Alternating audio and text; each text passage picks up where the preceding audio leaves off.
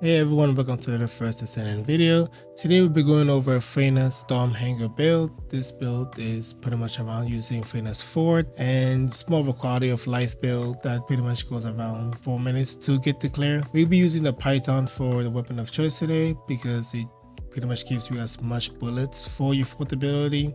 These are the mods I ended up going with. So for this build, I pretty much wanted to just make sure I have as much fire rate as possible and magazine side. Everything else is to just do some poke damage to the boss. Majority of the builds is just about using your fort ability to do majority of the damage. So everything else can be what you want. We are using sharp persistent shot just to get all your bullets out. If you don't really care and you have like a duration build for your Freyna, you could use Fire and Fiesta, and that will give you that extra couple of bullets from just firing your fort ability. I'm using the Malevolent just to clear the ads that do spawn. You can use any gun for this. Malevolent works great for me. For Freyna's Descendant build, we are focusing on as much cooldown as possible. You want to make sure you get this most cooldown so you can pop a fort as multiple times as possible. After the cooldowns are all set, we want to focus on survivability. That's just because Stormhanger does hit a ton hard. And after that's pretty much out the way, you want to just focus with as much skill power as possible. So we're using Power Bond just for the increase of skill power. Nothing else. We don't really care about the toad and everything else that it does, just for the skill power that we're using the Power Beyond. Venom Injection just to also give us some extra skill power when we have this pop. We want to make sure we pop our second before using our fourth ability, and that's going to do some extra damage on Stormhanger. And we do get the boost of getting some additional shield regeneration from having that enabled.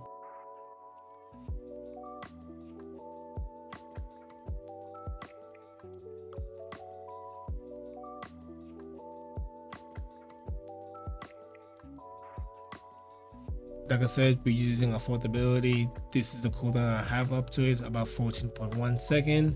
I do have a cooldown reactor, so that works really well for this build.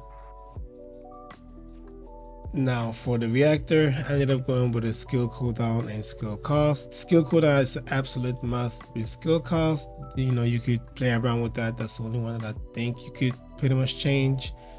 I did go ahead and try out something like attacking Colossus and Toxic skill power boost. Although I do get the skill power boost and Colossus, because I'm waiting a lot more for my cooldown, it ended up being about the same results, but you know, it was a little bit more inconvenience because I had to constantly wait for my cooldown to really be able to pop my fort, so it averaged out to about the same. But feel free to try out your other reactor if that works well. We are using the Plague set and trying to have as much HP as possible, since we're using the Overwhelming that changed HP into shield. So aside from that, everything is pretty much standard for what you want for components for MPs that it gives to you.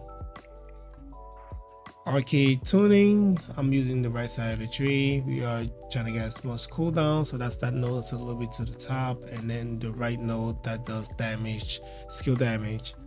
For my mutant cell, I went with the Poison Vulnerability. This can be changed with the other one that gives like the stacks. I forgot, I tried that out a couple of times and it's about the same results. For the Inversion Reinforcement, I didn't have much points to work with, so I'll make sure to get the Quantum Domain just so I have the extra skill power from it, and get the very top one because it does that reduction for incoming damage modifier, so you know, a little bit more of that survivability aspect. As far as what I actually ended up picking out, the bottom node gives you extra duration, so that's your fort gets a little bit more, and your ticks for your continuous damage, and then the top one gives you more cooldown. Well, reduces your cooldown, whatever makes more sense for your cooldown. It's good for you. So that's pretty much the build. Go ahead and try it out. You know, if this looks like something that's useful, please go ahead and drop a like. It's pretty much appreciated. You can use this build for the challenge mode. I did use it. The time for it is really high. It was my first time using it, so I did get the clear for it. Aside from that, the audio was butchered, so I'm gonna try to do it again and pretty much do a separate video from just the challenge mode. So yeah, without further ado, let's go into the intercept battle, and yeah, hope you enjoy. See you.